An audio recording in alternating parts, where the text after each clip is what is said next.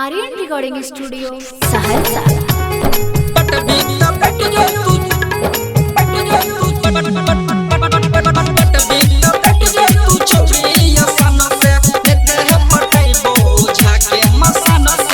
कला पछौड़ी लागे छी फटका रे हमारा पयापन गुस्सा उतारे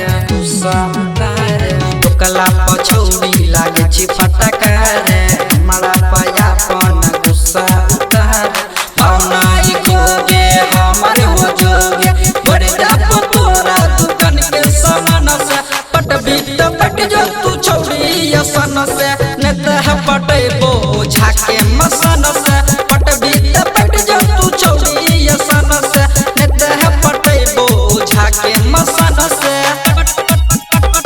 पटबी तो पट जो तू पटबी तो पट जो तू छौड़ी सन से नेत है पटेबो झाके मसन से की अंतर मंतर गे तोरा देव मार गे कि तोहर गमन गे भूत देव जार गे की अंतर मंतर गे तोरा देव मार गे कि तोहर गमन गे भूत देव जार गे करन माना छियो दीवाना बड़ देव तोड़ा हम के समान से पटबी तो पट जो तू छौड़ी सन से नेत है पटेबो झाके मसन से पटबी तो पट जो तू छौड़ी सन से नेत है पटेबो झाके मसन से पटबी तो पट जो तू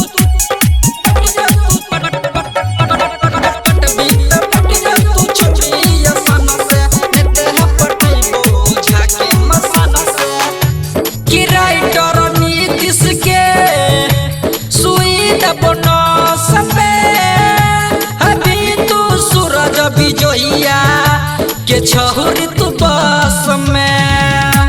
कि राइटर नीतीश के सुई दबना सबे अभी तू सूरज बिजोइया के छहुर तू बस में अभियस सकन देखा गुमान से छोड़े तो पसीना के थोड़ा सामान से पटबी तो पट जो तू छौड़ी सन से नेत है पटेबो झाके मसन से पटबी तो पट जो तू छौड़ी सन से नेत है पटेबो झाके मसन से आर्यन रिकॉर्डिंग स्टूडियो सहरसा।